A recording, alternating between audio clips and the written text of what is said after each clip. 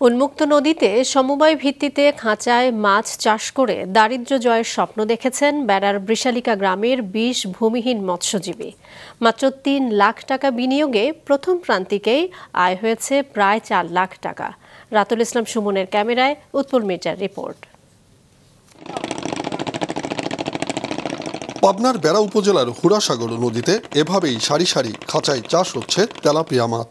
নিজেদের আর্থিক অবস্থার পরিবর্তন ও কর্মসংস্থান সৃষ্টির লক্ষ্যে বেড়ার বিশালিকা গ্রামের ২০ জন উদ্যোক্তা মিলে গঠন করেন সমবায় সমিতি। মৎস্য অধিদপ্তর থেকে প্রশিক্ষণ নিয়ে হুড়াসাগর নদীতে খাঁচায় চাষ করছেন মনোসেক জাতের তেলাপিয়া মাছ।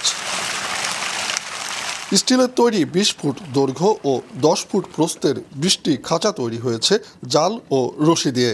চারপাশে ড্রাম দিয়ে ভাসমান করে রাখা খাঁচার প্রতিটিতে ৫০০টি করে মোট ১০,০০০ পিস পোনা ছাড়েন উদ্যোক্তারা।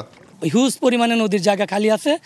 এই জায়গায় যদি আমরা বেকার যারা আছে, যাদের কর্ম নাই, তারা যদি খাঁচা পদ্ধতিতে আরও নতুন করে খাঁচা করি, তাহলে আমরা মনে হয় প্রত্যেকে কর্মসংস্থানের একটা ব্যবস্থা হবে। ভাসমান খাঁচার চাষের পদ্ধতি শুরু করছে প্রথম। এখন আশা করতেছি মনে হয় মাছ খুব ভালো হবে। খরচ আদি বাদ দিয়ে আমরা আশা করতেছি যে এক একজন সদস্য প্রায় আপনার ৪ লক্ষ টাকা প্রফিট হবে মোট। এক একজন সদস্য ২০,০০০ টাকা পাবে প্রথম সাইকেলেই। মৎস্য কর্মকর্তা জানান, উন্মুক্ত নদীতে খাঁচায় মনোসেক জাতের তেলাপিয়া দ্রুত বড় হয়, রোগ ব্যাধি কম ও প্রাকৃতিক পরিবেশে পালন করায় খেতেও হয় সুস্বাদু।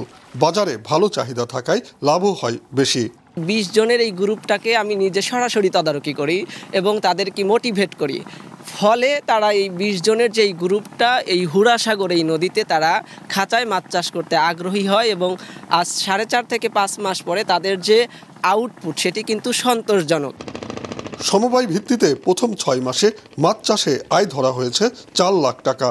বছরে মাছের উৎপাদন লক্ষ্যমাত্রা ধরা হয়েছে প্রায় ৪,০০০ কেজি, যার বাজার মূল্য প্রায় ৮ লক্ষ টাকা। প্রতি বছর বিনিয়োগ বৃদ্ধির মধ্য দিয়ে সম্প্রসারিত হবে এ প্রকল্প, এমনটাই জানান মৎস্য কর্মকর্তারা।